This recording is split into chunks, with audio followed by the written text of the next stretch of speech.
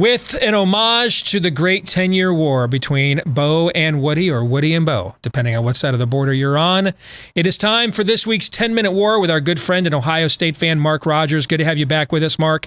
How are you, brother? I'm doing just fine, Steve. Good to see you, and good to have some football on the horizon, we believe. Let's start there.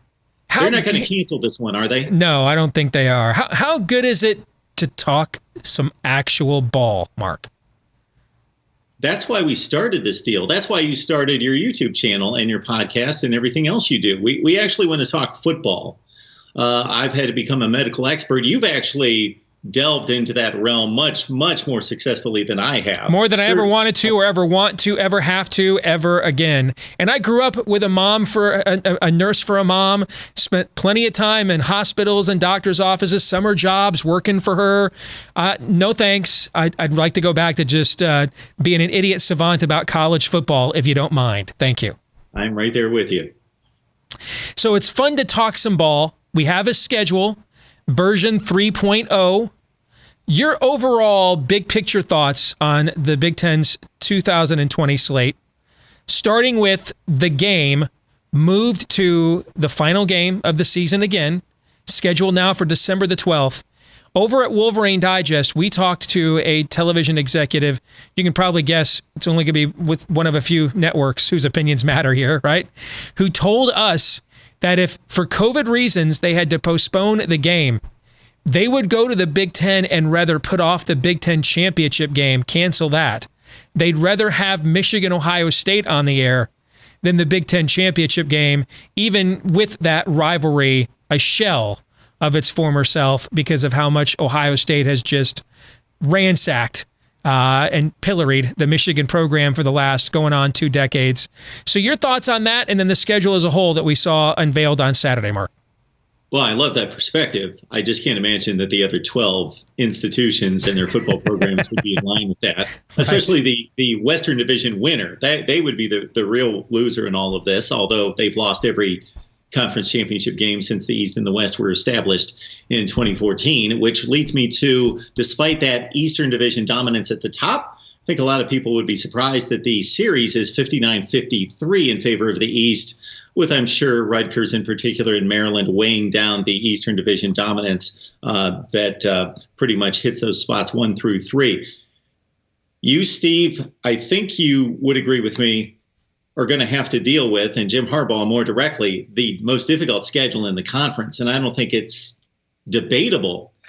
So this is a practice I go through each and every Big Ten season, and with the other conferences that play crossover games. The Big 12 would be excluded from this. Who do you play in the other division? And it's typically 3 teams, of course, and will be 3. We just don't know that last game on championship weekend for everyone. But for Michigan, it's the 2 top seeds from last season. So they're playing a combined 15-3 Wisconsin-Minnesota combination from the previous season in the Big Ten. Whereas for Ohio State, Illinois, Nebraska, 7-11, Penn State, a group of 9-9 teams in Nebraska and Iowa. So Michigan comes away with the most difficult schedule in the Big Ten, as I see it. Although the difficult games are at least spread out. And so that's the other scheduling measurement and metric I go through, is to find that gauntlet. Who has to persevere through a gauntlet? And I was pretty impressed with the distribution of the difficult games for everyone. I could not find that gauntlet for anyone. Well, it's tough to get an easy schedule in a 14-team league that's as deep as this one. Now, I would argue Rutgers has the toughest schedule every year because they're Rutgers. And then I would argue Ohio State has the softest schedule every year because they're Ohio State. I think your roster dictates the difficulty of your schedule more than anything else, right? But in terms of the way the slate is aligned, Michigan's probably is the hardest, but there was nothing the Big Ten could do. Wisconsin was the protected rivalry for the season. You couldn't keep Purdue because it's an 8-game schedule, so you have to have 4 home and 4 away, and Purdue was the home game. And so it had to go. We had to get a 4th road game in the league somewhere, and that left us to Minnesota, who was already on the schedule. I suppose they could have kept the Northwestern road game that they added back in August when we were going to do 10 games. But then if they had dropped Minnesota and added Northwestern, the perception would have been that they were trying to help and boost Michigan because Minnesota was always supposed to be on our schedule this year, right? So there really wasn't much else the Big Ten could do. And you know, you and I are a little bit older now. You and I remember an era where we just played all these teams every year anyway. You know, now the league wasn't necessarily as deep back then as it is now, but it wasn't the Big Two and the Little Eight of the 1970s either. I mean, a lot of these teams in the 80s and especially into the 90s and early 2000s would have really good seasons. I mean, Glenn Mason frequently had teams that were in the top 25 nationally at Minnesota. Bill Mallory frequently had teams that were in the top 20. Back then it was top 20 nationally at Indiana in the 1980s. So, I mean, we played all these teams every year anyway. We never really had the luxury of looking, who do you miss? Because, you know, we were playing so much of our conference schedule without divisions as it was. I also think, though, you can't rate schedule difficulty no matter who it is, even for Ohio State. And this brings me to my second question. Would you take Justin Fields and Ohio State or the field for the Big Ten championship? Here's why I would bet the field, hands down, without even thinking about it. Not that I don't think Ohio State's not head and shoulders the best team. My power ratings have them head and shoulders the best team in the league. But everybody's focused on the Big Ten testing metrics, and I think they're focused on the wrong metric, Mark. They're focused on that 5%. You can't have more than 5% of your players test positive, or you have to shut down for a week. We'll have a team or two that will happen to. It's happening to Notre Dame today as we speak. That's just the odds it will occur. But given the kind of contact tracing, given the kind of daily testing we're going to do in our league so that we don't have all these contact tracing sit-outs, that's what's caused almost all these other college games to cancel. It's not been positive tests. It's been a few positive tests and then all the contact tracing you have to do to figure out, you know, where the positive test came from. Our daily testing is going to get rid of a lot of contact tracing. I don't think you're going to see every team in the league have to shut down for a week, but I bet you'll see a few. To me, the rule that's going to really impact the season is the 21-day mandatory quarantine for one positive test, which is twice the CDC guideline. I mean, you know, you could be Ohio State and be having a dream season. And 1st of December, Justin Fields tests positive for COVID-19. And suddenly that outlook looks a hell of a lot different than it did 24 hours ago. Know what I'm saying? Let's imagine this. You know, a couple of years ago, we played Wisconsin on a Saturday night game on on ABC. We rushed for over 300 yards against them in that game. That was 2018. One of the reasons we did this is they had cluster injuries on their defensive front, and every player on our offensive line that night is playing in the NFL right now. So we just overmatched them up front. Well, let's imagine you only have 2 or 3 positive tests in a given week, but they're all corners. They're all defensive linemen. They're all tackles. And now you've got like a cluster injury situation that creates like a major mismatch on a game day. To me, that is the testing rule that can really alter some of the outcomes in our league, which is why when I see sports books put Michigan and Iowa, respectable programs in their respective divisions, at 40-1 odds to win the Big Ten, I'd put $5 or $10 down on that. Not that I would pick either Michigan or Iowa to win their divisions, but with these kinds of testing metrics that can throw rosters out of sorts for a half a season, those teams are good enough that they could take advantage of that. I think that is part of people's analysis they're not factoring in is that quarantine period. Well, if you follow the string of the relationships, I think what you're saying makes sense, that a particular position unit could get hit very hard because those are the players that hang out together. So they are in the team meetings. They're obviously practicing together, but then they're most likely building relationships that take them off out of the football facilities and are together. Therefore, most likely there is more of a possibility or probability that that's going to hit one positional unit, which leads me to, when you talk about the 3-week mandate, what does the Big Ten need to do, or its champion or any contending team from the Big Ten, in regards to qualifying for a college football playoff? We don't know what the qualification is. We never have and never will. Even going undefeated is not a qualification because we've got 5 conferences and 4 spots. So there's no guarantee of making the playoff regardless of what you do. But in this scenario, be a team that they want to put in the playoff. Yes. That's what you have to do. Be a team that they want to put into play. That's usually the answer I get to the question, Steve, when I ask people, give me one qualification that will guarantee my team will make the college football playoff. And they say, go undefeated. I say, no, that doesn't. I can give you one. Be a team coached by Nick Saban that has fewer than 2 losses. That I can tell you will get you in the playoff, period. That should get it done. Okay. But what that brings me to is if we've got a Big Ten champion with only 6 or 7 games played instead of the 9 games played, that could be difficult in regards to what's going on in the other conferences and a second-place SEC team being impressive. And it probably comes down to, remember, we're not looking, it's a little bit like when you're on the NCAA tournament selection committee, right? They always hold up like somebody's resume. That doesn't tell me anything, because I need to look at their resume as compared to the other people that are vying for the same spot that they are.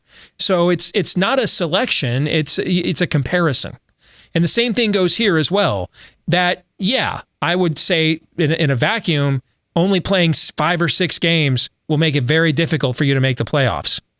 But we're not in a vacuum. So, I mean, North Carolina is going to go a month between games, right? How many games does Clemson get in? How many games does Alabama get in? How many games? See, we don't know how many games Oklahoma get in. Looks like Oklahoma's not playing this weekend now against Kansas State. Okay, so because we don't know those things, it's not in a vacuum. So however many games it takes to be viewed legitimately as one of the top 4 teams, and we don't know the answer to that because we've never faced a circumstance like this. So we don't know how this is going to play out around the country. Because of the guidelines in the Big Ten, I didn't think that this statistic would necessarily be valid, but now, since we've heard the news about Oklahoma earlier in the day and now possibly Notre Dame, then maybe the 49 games that have been played to date in college football in the FBS versus the 11 canceled or postponed, considering that the Big Ten is going to play 56 games, if that ratio holds, then we've got 10 canceled games. Yeah. And so how are those spread out? Do we have one program that doesn't know its head from its bunghole, Beavis? Looking at you, Rutgers. And so they're like 4 of the games, we don't know that. Or is it every team gets, a bunch of, 10 out of 14 teams loses 1 game? That's the other randomness of this we don't know either. And so if you're a team that doesn't have, for Michigan, much was made of Ohio State's backup quarterback situation last year. It doesn't look like it's that much better this year. So for Michigan, nobody would have said a few months ago that former 4-star recruit Cade McNamara, who broke all kinds of passing records in the state of Nevada, decommitted from Notre Dame to sign with Michigan. All right. He, all winter long, even before we were talking about COVID, there was a lot of talk about, hey, this guy has really come on. I mean, he's going to be a factor. If whoever doesn't win the starting job, he's going to push that guy for the backup job. Well, suddenly now, he could be a guy like that is on nobody's radar, could be the key factor in that. Because what happens in today's college football is when you have a quarterback competition, typically the guy that loses transfers, right? Because you only play quarterback 1 guy at a time. So we had a quarterback competition for the last 9 months. I predicted back in January Joe Milton would end up winning it. He did. Dylan McCaffrey opted out. He's transferring. Okay. If you didn't have this Cade McNamara young man step up, look what happened to Oklahoma State when Spencer Sanders went out on Saturday, and they got a glorified walk-on playing quarterback and darn near lost at home to Tulsa as a 3-touchdown favorite, right? Those are the kinds of stories. If you have to sit a guy out on top of all the other injuries, look at the injuries we just had in the NFL. How much of that was no preseason, limited contact in the fall, teams weren't scrimmaging together and going full speed, right? So throw in injuries, throw in no off season. Now throw in the COVID testing. If you're doing handicapping and previewing teams, make sure you have a rating for who the backup quarterback is, because at some point you're probably going to need to see them. What are your thoughts on that, Mark?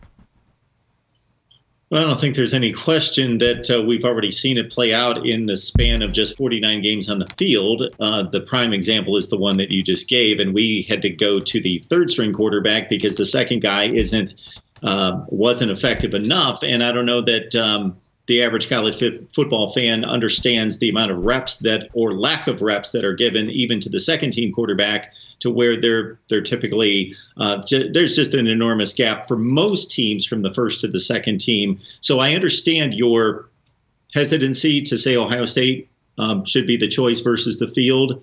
I still have to believe in the talent, and I get the point, but I don't know who that other team would be, and do they get hit with the same issues or similar issues? True. And I know the quarterback position is more important than any other, but I'm going to believe in the depth and the talent. And I'm usually a guy that takes the field versus the giant.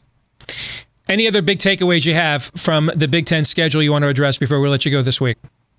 I really don't think so. I looked at Iowa, Wisconsin, Minnesota in regards to an advantage there between the three Western Division contenders. Didn't see anything there.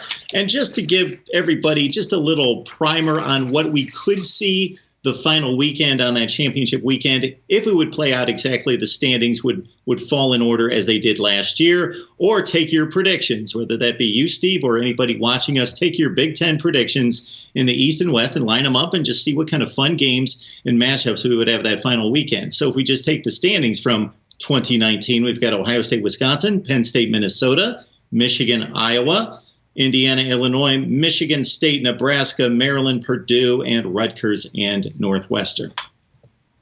Now, Barry Alvarez also said they were going to try to avoid rematches that final weekend if they could.